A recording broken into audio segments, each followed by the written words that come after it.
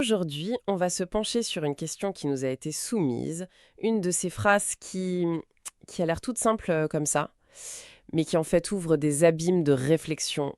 Le hasard fait-il plaisir dans la vie de tous les jours?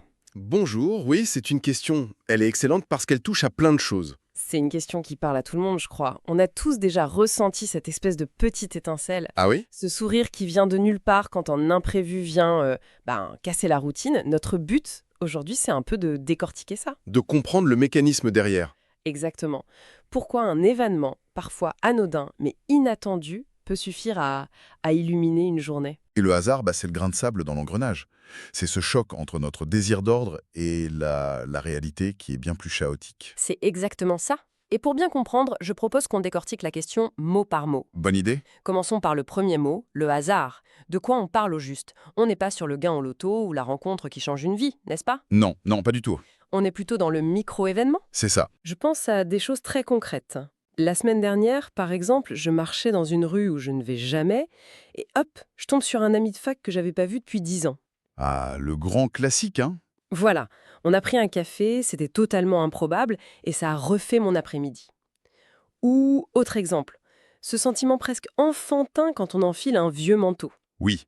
et que la main tombe sur un billet de 10 € oublié. C'est un petit rien, mais la joie, elle est immédiate.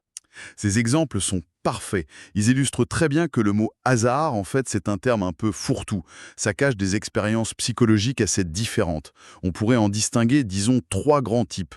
Le premier, c'est celui que vous décrivez avec votre ami, la coïncidence significative. D'accord. Ce sont deux événements qui n'ont, a priori, aucun lien logique, mais que notre esprit va connecter pour leur donner un sens. Penser très fort à quelqu'un et recevoir un message de cette personne à la minute. Ah oui, l'effet les grands esprits se rencontrent, ou quand on parle du loup, on a tous vécu ça. Ça donne une impression de connexion presque magique avec le monde. Exactement. Le deuxième type, c'est ce qu'on appelle la sérendipité. Là, la nuance est importante. Hmm. Il ne s'agit pas juste de tomber sur un truc par hasard, mais de trouver quelque chose de précieux, d'agréable, alors qu'on ne le cherchait absolument pas.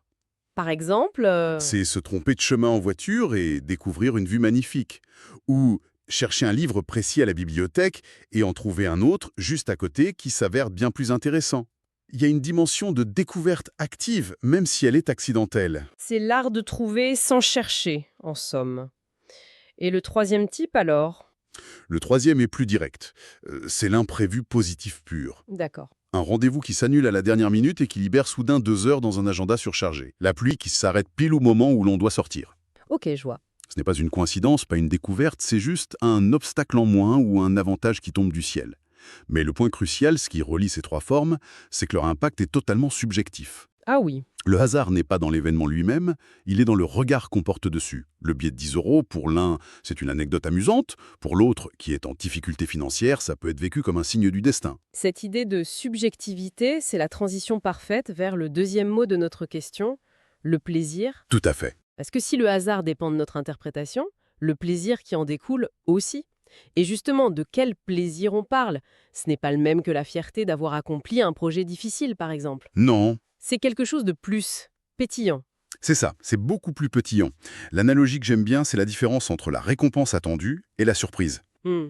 La satisfaction d'atteindre un objectif, c'est comme savourer un bon plat que vous avez passé des heures à cuisiner. C'est profond, c'est mérité, c'est attendu. Le plaisir du hasard, c'est comme si on vous offrait votre dessert préféré par surprise. Ah, j'aime beaucoup cette image. C'est léger, fugace. Et sa valeur vient précisément de son caractère inattendu. Côté éphémère. C'est exactement ça. Et ça s'explique très bien au niveau neurologique. Notre cerveau, c'est une formidable machine à prédiction. D'accord. Il passe son temps à modéliser le futur. Je vais tourner la clé, la porte va s'ouvrir, j'appuie sur l'interrupteur, la lumière va s'allumer. La routine, c'est quand toutes ces prédictions se réalisent. C'est confortable, mais pas très excitant. C'est le pilote automatique de notre quotidien. Précisément. Mais quand un événement positif et inattendu arrive, le cerveau enregistre ce que les neuroscientifiques appellent un signal d'erreur de prédiction positif. Un signal d'erreur de prédiction positif. En clair, son modèle interne est contredit, mais dans le bon sens. Le cerveau se dit « Ah tiens, je m'attendais pas à ça, et c'est bien mieux que prévu ». Et cette surprise positive déclenche une libération de dopamine. Pardon de vous interrompre, mais c'est un point qui m'intrigue. C'est le même mécanisme de dopamine que, disons, le plaisir qu'on a en mangeant un dessert qu'on adore et qu'on a commandé? Ou est-ce que la surprise change vraiment tout? Excellente question.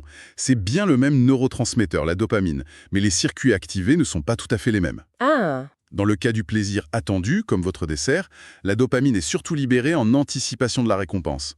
C'est l'attente qui est plaisante. d'accord. Dans le cas de l'heureux hasard, il n'y a pas d'anticipation. La dopamine est libérée brutalement au moment de la découverte. C'est un pic, une décharge.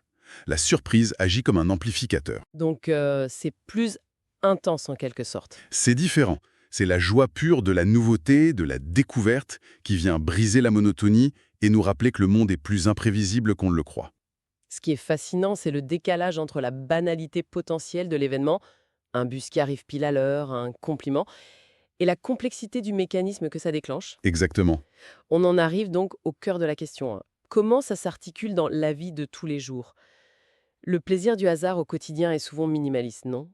Un rayon de soleil qui perce les nuages, la place de parking qui se libère juste devant nous. Ce sont des riens. Ce sont des riens qui ont un impact immense, parce qu'ils agissent comme des micro-ruptures dans le tissu de nos certitudes. C'est-à-dire? Dans nos vies modernes, on cherche à tout optimiser, à tout contrôler. L'imprévu est souvent vu comme un ennemi. Un contretemps, une perte de temps. Ces petits hasards heureux, ils sont des rappels que tout n'est pas et ne doit pas être sous notre contrôle. Ils nous offrent une petite bouffée d'air, un moment de lâcher prise. Une sorte d'antidote à l'anxiété de la planification permanente, en quelque sorte.